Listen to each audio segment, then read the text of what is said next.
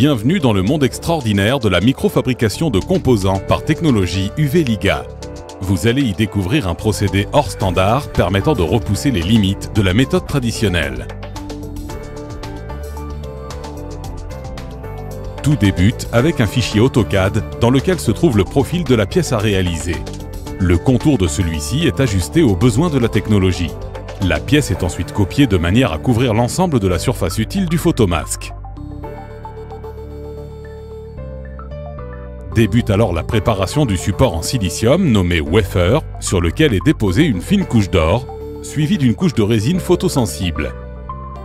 L'épaisseur de la couche de résine photosensible est en relation avec l'épaisseur de la pièce à fabriquer.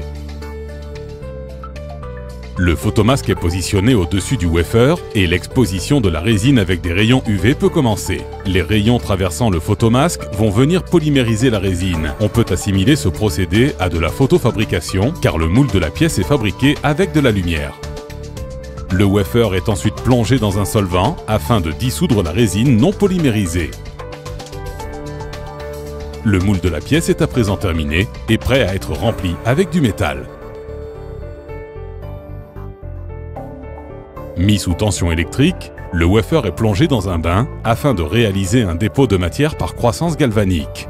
Atome après atome, la cavité va se remplir de métal.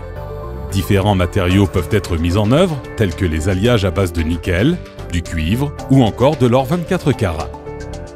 Afin de garantir l'épaisseur des composants, le wafer est usiné par rectification et rodage jusqu'à la cote finale. La dernière étape consiste à dissoudre la résine photosensible et le wafer. Cette dissolution permet la libération des composants. D'une grande précision et d'une qualité irréprochable, celles-ci sont prêtes à l'emploi.